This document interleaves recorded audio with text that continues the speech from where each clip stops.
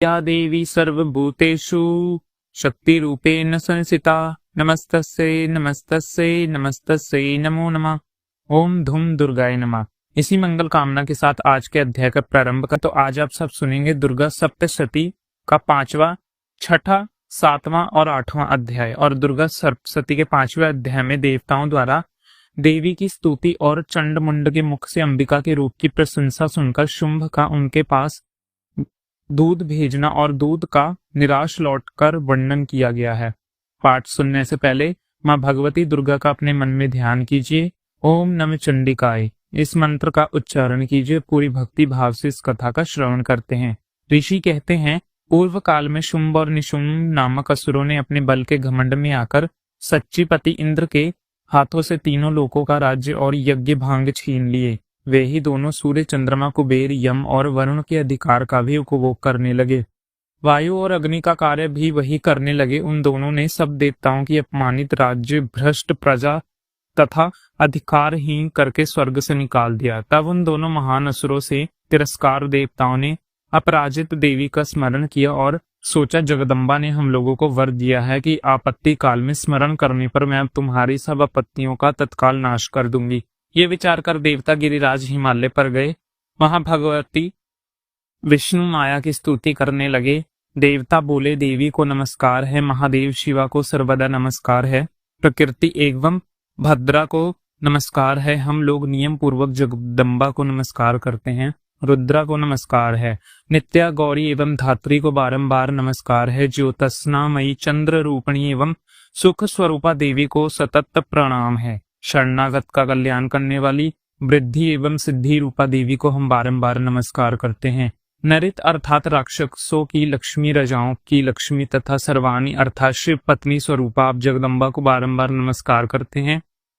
दुर्गा दुर्ग पारा, दुर्गम संकट से पार उतारने वाली सारा अर्थात सबकी सारभूता स्वर्णकाणी खल्याति कृष्ण और धूर्म देवी को सर्वदा नमस्कार है। अत्यंत शोभम तथा अत्यंत रौद्र रूप देवी को हम नमस्कार करते हैं, उन्हें बारंबार हम प्रणाम करते हैं। जगत की आधारभूत कृति देवी को बारंबार नमस्कार है। जो देवी सब प्राणियों में विष्णु माया के नाम से कही जाती है उसको नमस्कार है, उनको नमस्कार है, उनको बारंबार नमस्कार है। जो देवी सब प्राणियों में चेतना कहलाती हैं उनको नमस्कार, उनको नमस्कार, उनको बारंबार नमस्कार। जो देवी सब प्राणियों में वृद्धि रूप से स्थित है उनको नमस्कार, उनको नमस्कार और उनको बारंबार नमस्कार। जो देवी सब प्राणियों में निद्रा रूप में स्थित है उनको नमस्कार, उनको नमस्कार, उनको बारंबार नमस्कार। जो देवी सब प्राणियों में छूता रूप से स्थित हैं उनको नमस्कार, उनको नमस्कार, उनको बारंबार नमस्कार। जो देवी सब प्राणियों में छाया रूप से स्थित है उनको नमस्कार, उनको नमस्कार, उनको बारंबार नमस्कार। जो देवी सब प्राणियों में शक्ति रूप में स्थित है उनको नमस्कार, उनको नमस्कार, उनको बारंबार नमस्कार। जो देवी सब प्राणियों में त्रिषा रूप से स्थित है उनको नमस्कार, उनको नमस्कार, उनको बारंबार नमस्कार। जो देवी सब प्राणियों में शांति रूप से अर्थात क्षमा रूप से स्थित है उनको नमस्कार, उनको नमस्कार, उनको बारंबार नमस्कार। जो देवी सब प्राणियों में जाति रूप में स्थित है उनको नमस्कार, उनको नमस्कार, उनको बारंबार नमस्कार। जो देवी सब प्राणियों में लज्जा रूप में स्थित है उनको नमस्कार, उनको नमस्कार, उनको बारंबार नमस्कार। जो देवी सब प्राणियों में शांति रूप में स्थित है उनको नमस्कार, उनको नमस्कार, उनको बारंबार नमस्कार। जो देवी सब प्राणियों में श्रद्धा रूप से एवं सभी प्राणियों में कांति रूप से और इसी के अर्थात लक्ष्मी रूप एवं प्राणियों में व्रति रूप में स्थित है उनको नमस्कार, नमस्कार, बारंबार नमस्कार। जो देवी सब प्राणियों में समृद्धि रूप से अथवा सब प्राणियों में दया रूप से, इसी के साथ सब प्राणियों में तुष्ट रूप में स्थित हैं अथवा सब प्राणियों में माता के रूप में स्थित हैं और प्राणियों में भांति रूप में स्थित हैं तथा जीवों के इंद्र वर्ग की अधिष्ठात्री देवी, सब प्राणियों में सदा व्याख्यात रहने वाली उन देवी को बारंबार नमस्कार है। जो देवी चेतना रूप से संपूर्ण जगत को विख्यात करके स्थित है उनको नमस्कार है। पूर्व काल में अपने अभिष्ट की प्राप्ति होने से देवताओं ने जिनकी स्तुति की तथा देवराज इंद्र ने बहुत दिनों तक जिनका सेवन किया वह कल्याण की साधना भूता ईश्वरी हमारा कल्याण और मंगल करे तथा सारी आपत्तियों का नाश कर डाले। उगंधे दैत्यों से सताए हुए सभी देवता जिन परमेश्वरी को इस समय नमस्कार करते हैं तथा जो भक्ति से विनम्र पुरुष द्वारा स्मरण की जाने पर तत्काल ही संपूर्ण विपत्तियों का नाश कर देती है, वह जगदम्बा हमारा संकट दूर करे। तब ऋषि कहते हैं, हे राजन, इस प्रकार जब देवी की स्तुति देवता द्वारा हो रही। उस समय पार्वती देवी गंगा जी के जल में स्नान करने के लिए वहां आई। उन सुंदर बाहों वाली भगवती ने देवताओं से पूछ लिया, आप लोग यहाँ किसकी स्तुति करते हैं? उनके शरीर के कोश से प्रकट हुई शिवा देवी बोली, शुंभ दैत्य से तिरस्कार और युद्ध में निशुंभ से परिजात हो यहाँ कृत हुए ये समस्त देवता ये मेरी ही स्तुति कर रहे हैं। पार्वती जी के शरीर कोश से अंबिका का दुर्प्रभाव हुआ, इसलिए वह समस्त लोकों में कोशिकाएं कहने जाने लगी। कौशिकी के प्रकट होने के बाद देवी पार्वती का शरीर काले रंग का हो गया। वह हिमालय पर रहने वाली कालिका देवी के नाम से विख्यात हुई। तदंतर शुंभ निशुंभ के भृत चंड मुंड वहां आए और उन्हें परम मनोहर रूप धारण करने वाली अंबिका देवी को देखा। फिर वह शुंभ के पास जाकर बोले, महाराज, एक अत्यंत मनोहर स्त्री है जो अपनी दिव्य कांति से हिमालय को प्रकाशित कर रही है। वैसे उत्तम रूप कहीं किसी ने भी नहीं देखा होगा। असुरेश्वर, पता लगाइए वह देवी कौन है और उसे ले लीजिए। स्त्रियों में तो वह रत्न है, उसका प्रत्येक अंग बहुत ही सुंदर है। तब वह अपनी श्री अंगों की प्रभा से संपूर्ण दिशाओं में प्रकाश फैला रही है।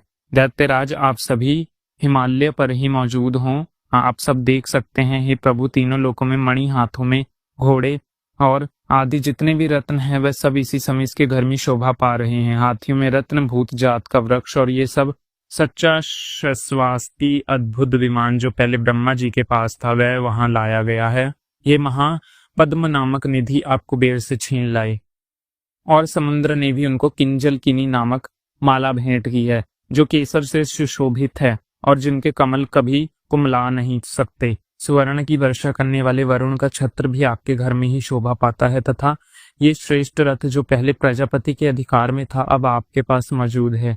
हे दैत्य, स्वर मृत्यु की उक्रांता नाम वाली शक्ति भी आपने छीन ली है तथा वरुण का पाश और समुद्र में होने वाले सब प्रकार के रत्न आपके भाई निशुंभ के अधिकार में है और अग्नि ने भी स्वतः शुद्ध किए हुए 2 वस्त्र आपकी सेवा में अर्पित किए हैं। दैत्यराज, इस प्रकार सभी रत्न आपने एकत्रित कर लिए।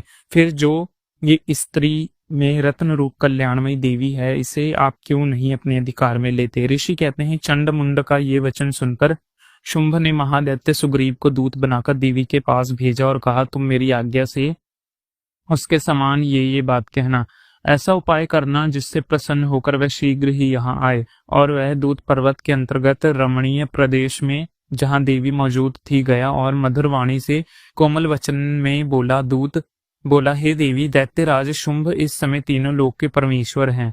मैं उन्हीं का भेजा हुआ दूत हूँ।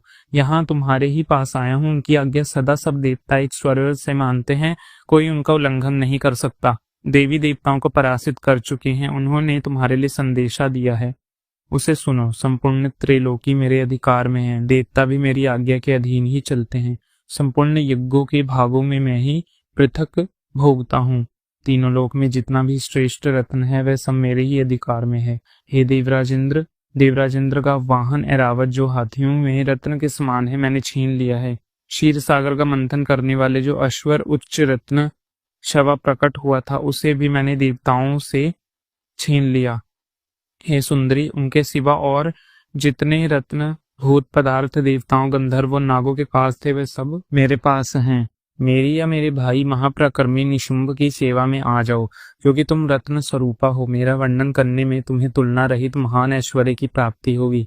अपनी बुद्धि से ये विचार कर तुम मेरी पत्नी बन जाओ। ऋषि कहते हैं, हे दूत, ये क्या कहने पर कल्याणमयी भगवती दुर्गी देवी जो इस जगत को धारण करती है मन ही मन गंभीर भाव से मुस्कुराई और इस प्रकार बोली। देवी ने कहा, हे दूत, तुमने बिल्कुल सत्य कहा, इसमें तनकी भी मिथ्या नहीं है। शुंभ तीनों लोकों का स्वामी है और निशुंभ भी उसी के समान प्रकर्मी है, किंतु इस विषय में मैंने तो प्रतिज्ञा ले रखी है, उसे मिथ्या कैसे करूं? मैंने अपनी अल्प बुद्धि के कारण पहले ही जो प्रतिज्ञा कर रखी है सुनो। जो मुझे संग्राम में जीत लेगा, जो मेरे अभिमान को चूर कर देगा तथा संसार में जो मेरे समान बलवान होगा वही मेरा स्वामी होगा। इससे शुंभ तथा महादैत्य निशुंभ संयम भी यहाँ पधारे और मुझे जीतकर शीघ्र ही मेरे पाणी ग्रहण कर। इसमें विलंब की का क्या आवश्यकता है? दूत बोला, देवी तुम घमंड से भरी हो, मेरे सामने ऐसी बातें ना करो। तीनों लोकों में कौन ऐसा पुरुष है जो शुंभ और निशुंभ के सामने खड़ा हो सके? ये देवी, अन्य दैत्यों के सामने भी सारे देवता युद्ध में नहीं ठहर सकते, फिर तुम अकेली स्त्री होकर कैसे ठहर सकती हो?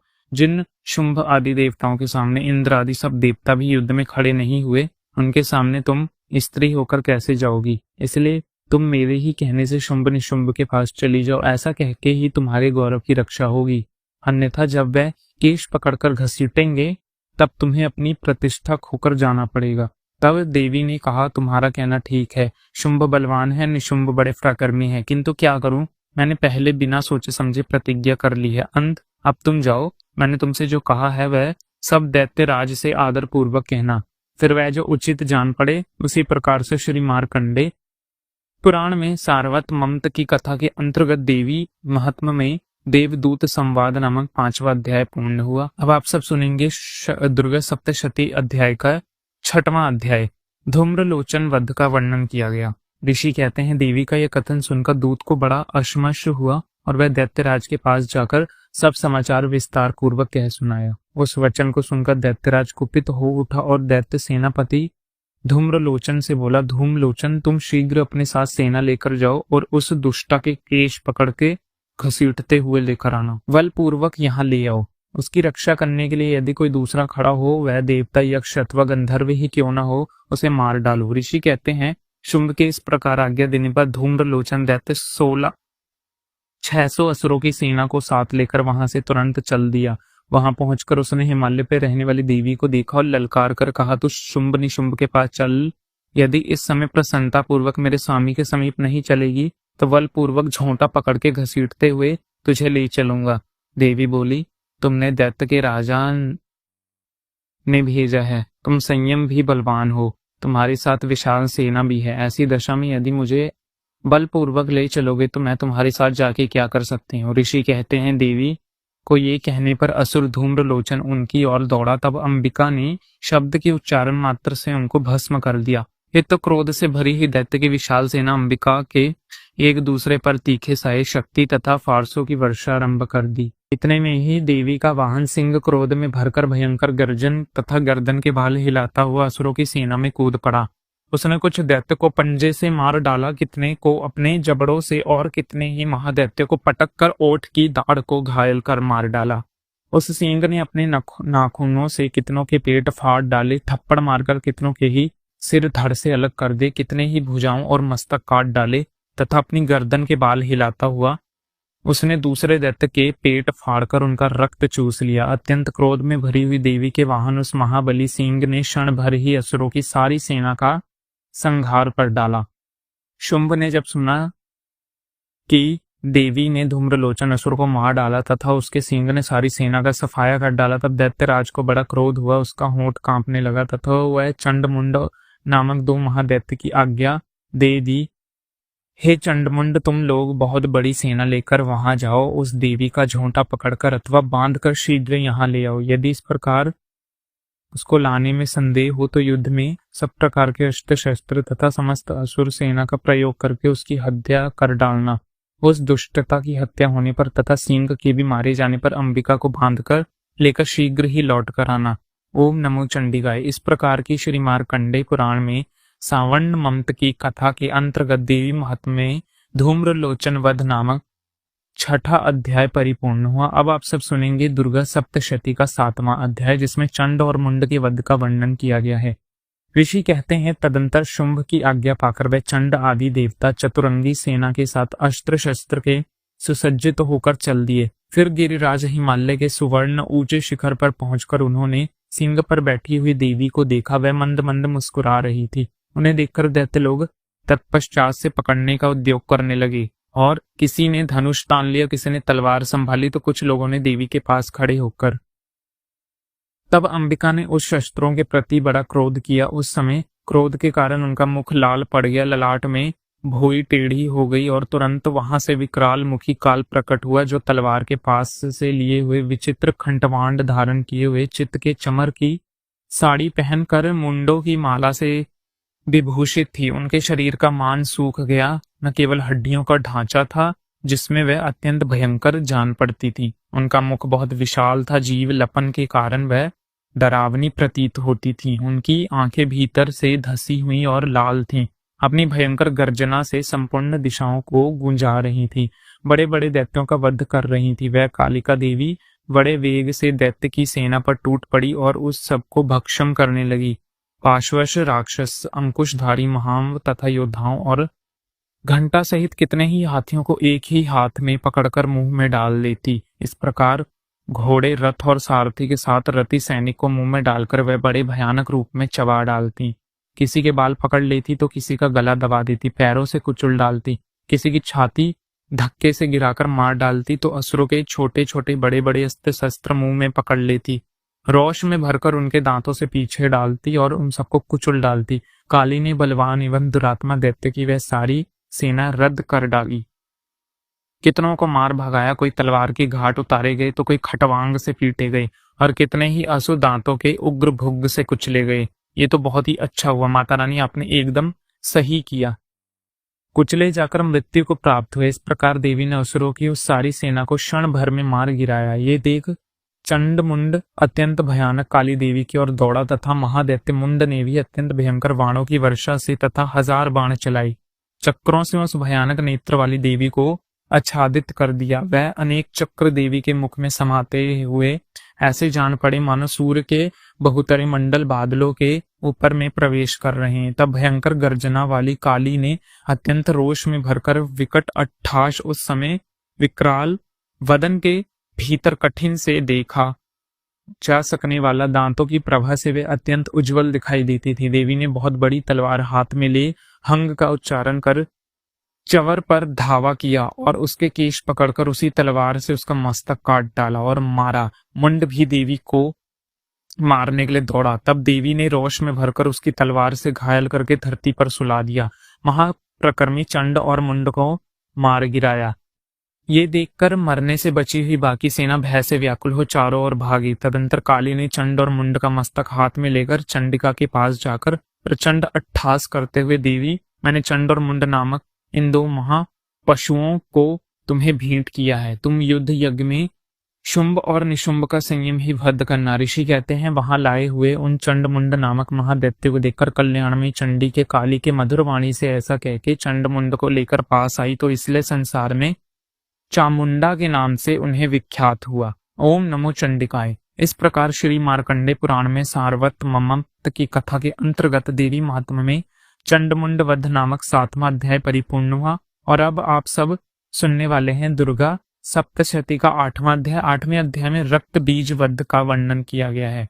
ऋषि कहते हैं चंड और मुंड नामक दैत्य के मारे जाने तथा बहुत सी सेना के संहार हो जाने पर दैत्यों के राजा प्रतापी शुंभ ने मन में बड़ा क्रोध हुआ और उसने दैत्यों की संपूर्ण सेना को युद्ध के लिए कुछ करने की आज्ञा दी। वह बोला, आज उस युद्ध नामक 86 देवता सेनापति अपनी सेनाओं के साथ युद्ध के लिए प्रस्थान करें। कंबू नाम वाले देवताओं के 84 सेना नायक अपने वाहनों से घिरे हुए यात्रा में 50 कट वीर्य कुल के और 100 घमर कुल के असुर सेनापति मेरी आज्ञा से सेना सहित कच्छ करें। कालक, दौर, हृदय, मौर्य और काल के असुर भी युद्ध के लिए तैयार होकर मेरी आज्ञा से तुरंत प्रस्थान करें। भयानक शासन करने वाला असुर राज शुंभ इस प्रकार आज्ञा देकर सहस्त्र बड़ी बड़ी सेनाओं के साथ युद्ध के लिए प्रस्तुत हुआ। उसकी अत्यंत भयंकर सेना आती देखकर चंडिका ने अपने धनुष की ताक पृथ्वी और आकाश के बीच का भाग्य गुंजा दिया। राजन तदंतर देवी के सिंहों ने बड़े जोर जोर से डराना आरंभ किया। फिर अंबिका ने घंटों के शब्द से इस ध्वनि को बहुत ही बढ़ा दिया। धनुष के टंक, सिंह की दहाड़ और घंटे की ध्वनि से संपूर्ण दिशाएं गूंज उठी। उस भयंकर शब्द से काली ने अपने विकराल मुख को भी बढ़ा लिया। तब इस प्रकार वह विजनी हुई। आपसे एक अनुरोध है प्रिय भक्तों, यदि आपको ये वीडियो अच्छी लगती हो तो वीडियो को लाइक करके कमेंट में जय माता दी जरूर लिखें, क्योंकि हमें भी मेहनत लगती है इस वीडियो को बनाने में। यदि आप कमेंट करते हैं तो हमारा उत्साह और बढ़ जाता है। तो सेनाओं ने चारों ओर से आकर चंडिका देवी, सिंह तथा काली देवी को क्रोध पूर्वक घेर लिया। हे राजन, इसी बीच में असुरों को विनाश तथा देवताओं के अभ्युदय के लिए ब्रह्मा, शिव, कार्तिकेय, विष्णु तथा इंद्र आदि देवताओं की शक्तियां जो अत्यंत पराक्रम और बल से संपन्न थी, उनके शरीर से निकलकर उन्हीं के रूप में चंडिका के पास गईं। जिस देवता का जैसा स्वरूप वैसा वेश, जैसा वाहन ठीक वैसे ही साधनों से संपन्न हो शक्ति असुरों से युद्ध करने के लिए आई। सबसे पहले हंस युक्त मान पर बैठी हुई अक्षय सूत्र पर कुमंडल से सुशोभित ब्रह्मा जी की शक्तियां उपस्थित हुई, जिससे ब्रह्माणी कहते हैं। महादेव जी की शक्ति वृषभ और आरूढ़ हो, हाथों में श्रेष्ठ त्रिशूल धारण किए और महानाग का कंकड़ पहने, मस्तक में चंद्र रेखा से विभूषित होकर वहां आ पहुंचे। कार्तिकेय जी की शक्ति रूपा जगदम्बा उन्हीं का रूप धारण के श्रेष्ठ मयूर पर आरोहण करते ही हाथों में शक्ति लिए दैत्य से युद्ध करने के लिए आई, और इसी प्रकार भगवान विष्णु की शती गरुण पर विराजमान होकर शंख व चक्र, गदा, सारंग, धनुष तथा खड्ग हाथ में लिए वहां आई। अनुपम यज्ञ 12 का रूप धारण करने वाले श्री हरि जो की शक्ति हैं, वह भी 12 शरीर धारण करके वहां उपस्थित हुई। नरसिंह शक्ति भी नरसिंहा के समान शरीर धारण करके वहां आई। उसकी गर्दन के बालों के झटके से आकाश के तारे बिखरते पड़ते। इसी कारण इंद्र की शक्तियां वज्र हाथी के लिए गजराज ऐरावत पर बैठकर आई। उसके भी सहस्त्र नेत्रों से इंद्र का जैसा रूप था, वैसा ही उसका तदंतर उन देवताओं की शक्ति हुई।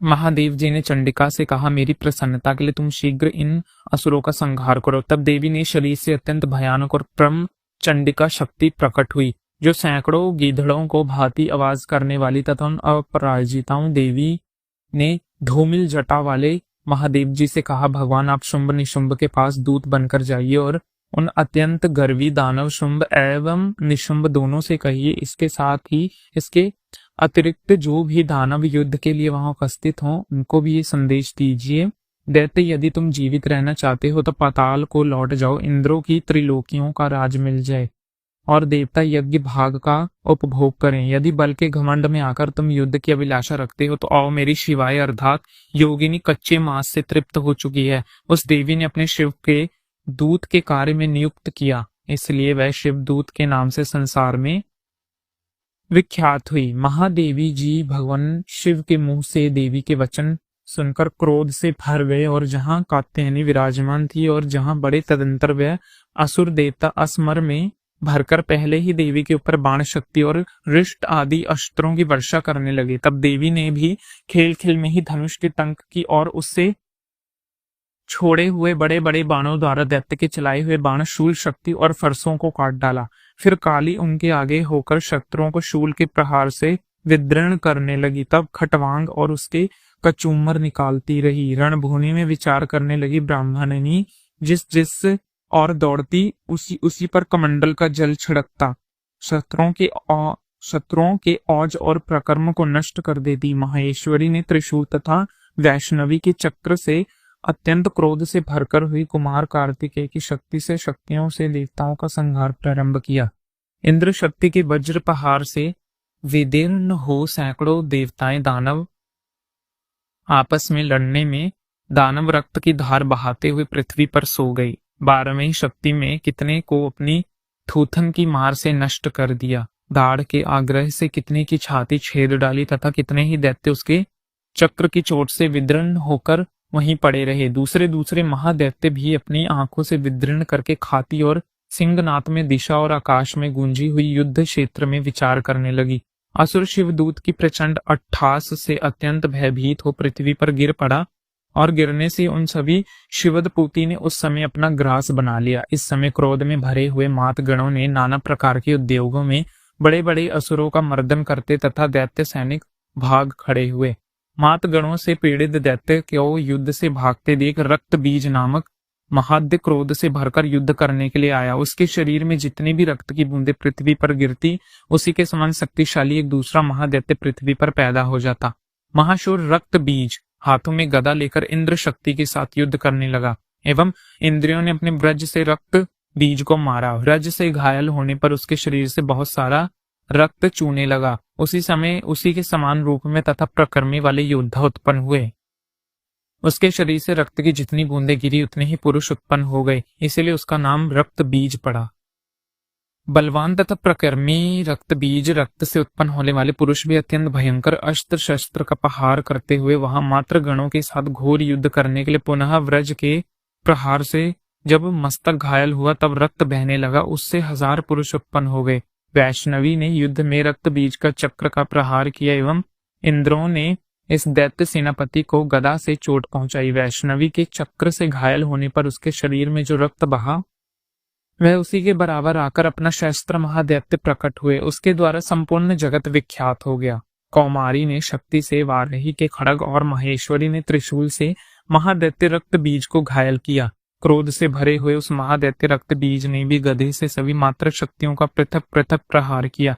शक्ति और शूल आदि से अनेक बार घायल होने पर जिसके शरीर से रक्त की धारा पृथ्वी पर गिरी, उससे भी निश्चय ही सैकड़ों असुर उत्पन्न हुए। इस प्रकार उस महादैत्य के रक्त से प्रकट हुए असुर द्वारा संपूर्ण जगत विख्यात हो गया। इससे उन देवताओं को बड़ा भय हुआ। देवताओं ने उदास देखकर चंडिका ने काली से शीघ्रता पूर्ण कहा, हे चामुंडे, तुम अपना मुख और फैलाओ तथा मेरे शस्त्रपात से गिरने वाले रक्त बिंदु और उसमें उत्पन्न होने वाले महादैत्य को तुम अपने तव उतवालो, मुख में खा जाओ। इस प्रकार रक्त से उत्पन्न होने वाले दैत्यों का भक्षण करती हुई तुम इस रण में विचार रहो।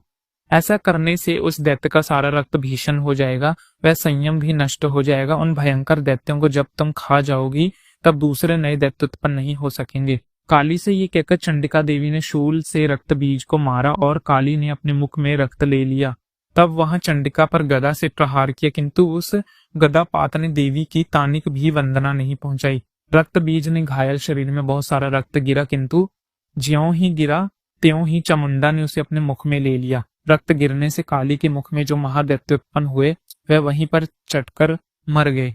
रक्त बीज का रक्त भी पी लिया। तदंतर देवी ने रक्त बीज को, जिसका रक्त चामुंडा ने पी लिया हो, वज्रवाण, खड़ग तथा रिष्ट आदि से मार डाला। हे राजन, इस प्रकार शास्त्र के समुद्र में आहत एवं रक्तहीन हुआ महादैत्य रक्त बीज पृथ्वी पर गिर पड़ा। हे नरेश्वर, इस देवताओं को अनुपम हर्ष की प्राप्ति हुई और मात्रगण उन असुरों के रक्तपान के मध्य से उद्धितता होकर नृत्य करने लगी। ओम नमो चंडिकाय नमः। ओम ऐं ह्रीं क्लीं चामुंडाय विच्चे। इस प्रकार श्री मार्कंडे पुराण में सावरण मम्म की कथा के अंतर्गत देवी महात्म्य में रक्त बीज नामक वध के 8वें अध्याय परिपूर्ण हुआ। दुर्गा सप्तशती का आज का अध्याय यहीं समाप्त होता है। आगे की कथा आप कल के अध्याय में सुनेंगे। आप सब सुनेंगे माँ दुर्गा की आरती। ओम जय अम्बे गौरी मैया जय श्यामा गौरी, तुमको निश दिन ध्यावत, तुमको निश दिन ध्यावत, हरि ब्रह्मा शिवरी। ओम जय अम्बे गौरी, मांग सिंदूर विराजत, टीको मृग मद को मैया, टीको मृग मद को, उज्ज्वल से दो नैना चंद्र बदननी को। ओम जय अम्बे गौरी, कनक समान कलेवर रक्तांबर राजे, मैया रक्तांबर राजे, रक्त पुष्प गलमाला कंठन पर साजे। ओम जय अम्बे गौरी, के हरिवाहन राजत, खड़ग खपर धारी, हो मैया खड़ग खपर धारी, सुर नर मुनि जन सेवत, तिनके दुख हारी। ओम जय अम्बे गौरी, कानन कुंडल शोभित, नासाग्रे मोती, मैया नासाग्रे मोती, कोटिक चंद्र दिवाकर, समराजत ज्योति। ओम जय अम्बे गौरी, शुंभ निशुंभ विडारे, महिषासुर धाती, धूम्र विलोचन नैना, निस दिन मदमाती। ओम जय अम्बे गौरी, 64 योग्य निगावत, नृत्य करत भैरो, मैया नृत्य करत भैरो, बाजत ताल मृदंगा और बाजत डमरू। ओम जय अम्बे गौरी, भुजाचार्य अति शोभित, खड़ग खपड़ धारी, मन वांछित फल पावत, सेवत नर नारी। ओम जय अम्बे गौरी, कंचन थाल विराजत, अगर कपूर बाती, मैया अगर कपूर बाती, श्रीमाल के तुम राजत कोटि रतन ज्योति। ओम जय अम्बे गौरी। श्री अम्बे जी की आरती जो कोई नर गावे। कहत शिवानंद स्वामी कहत हरि हर स्वामी मनवांछित फल पावे। ओम जय अम्बे गौरी। ओम जय अम्बे गौरी। जय श्यामा गौरी। मैया निश दिन ध्यावत तुमको। निस दिन ध्यावत हरि ब्रह्मा शिवरी। मैया हरि ब्रह्मा शिवरी। ओम जय अम्बे गौरी। मैया जय श्यामा गौरी। मैया जय मंगल करणी। तो यदि आपको ये आरती अच्छी लगी हो तो कमेंट बॉक्स में जय माता दी अवश्य लिखें।